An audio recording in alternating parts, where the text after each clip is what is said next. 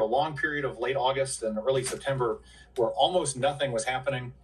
We had Hurricane Francine at the peak of the season across the Western Gulf, which was a Category 2 hit, but nothing out in the Cape Verde region where typically you get storm development at the peak of the hurricane season. Yeah. And it wasn't until Helene that things really picked up in terms of being major hurricane threats to the continental United States. And since Helene, it's just had the foot on the gas, full tilt, straight into the month of November. Yeah, no question at all. And I like what you said, weird season relative to climatology, of which you've studied a lot. Some of the data that you produce pointing to maybe the fact that the hurricane season could start a little bit earlier.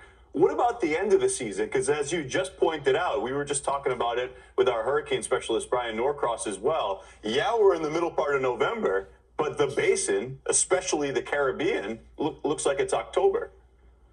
It absolutely does. And I'm in Tallahassee, Florida. So far, temperatures to date in November are running 15 degrees above normal. Unfortunately, the Gulf has actually warmed up again since late October.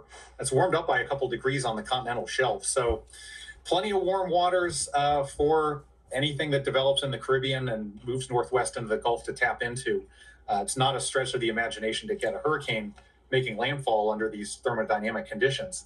To your point about the season potentially shifting, the end of the season most of the time is controlled not by the warmth of the waters. The Caribbean stays warm enough for tropical cyclone activity almost year round, certainly into November and December. Usually what we see by this time of year is the subtropical jet stream drops further south, and you have more fall-like conditions across the eastern United States. We've barely seen a drop of rainfall here in the south, and we really haven't seen any decent cold fronts since mid-October. That subtropical jet is displaced well to the north, and because of that, there's not the typical wind shear that you normally see across the Gulf and the northwestern Caribbean once you get into mid and late November. It's that wind shear that really shuts down the back end of hurricane season, and we're just not seeing it this year, especially as a very favorable upper wind pattern develops over the Caribbean over the next week or so. Yeah, we had hoped, you said it, with some of those fronts in the middle part of October, we were thinking, hey, maybe that's going to do it. And then just like that, the basin roars back to life a bit, and hopefully we can dodge another impactful system and with what happens with Sarah. That's the president and the chief meteorologist at Weather Tiger, Dr. Ryan Truchelut. Thanks for the context here on Fox Weather.